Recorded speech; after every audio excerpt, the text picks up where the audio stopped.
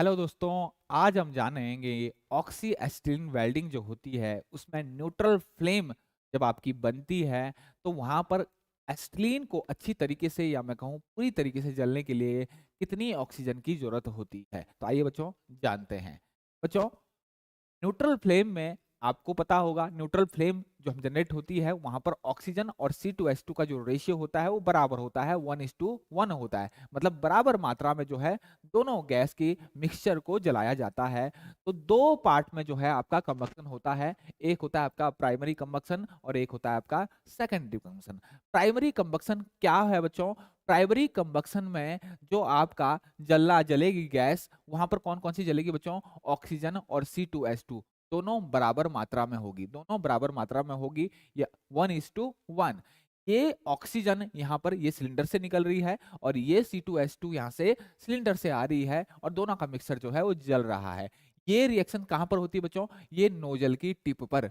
कहाँ पर होगी? नोजल की टिप पर, इनर कोन के अंदर। इनर कोन के अंदर ये रिएक्शन हो रही होगी बच्चों।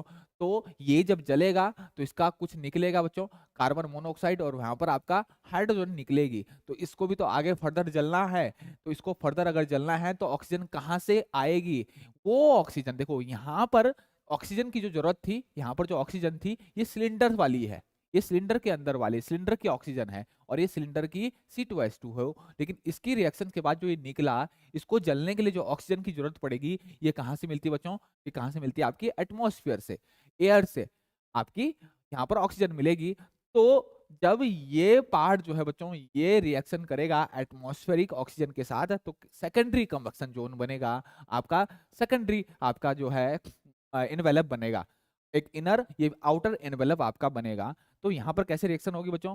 टू कार्बन मोनोऑक्साइड भी एटमॉस्फेरिक ऑक्सीजन के साथ, ये कौन सी ऑक्सीजन है? एयर, एयर की ऑक्सीजन।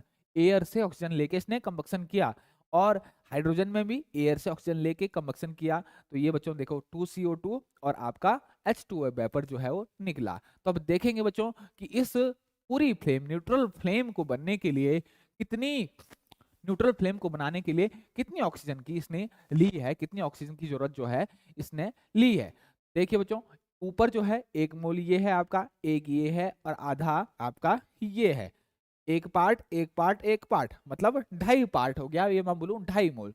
तो एक पार्ट C2H2 को पूरी तरीके से जलाने के लिए इसने 2.5 पार्ट बोलूं या फिर 2.5 मोल ऑक्सीजन की जरूरत यहाँ पर पड़ी। तो मैं कुल मिलाकर ये कह सकता हूँ कि 1 लीटर एसिटिलीन को पूरी तरह से जलाने के लिए 2.5 लीटर ऑक्सीजन की जरूरत होती है।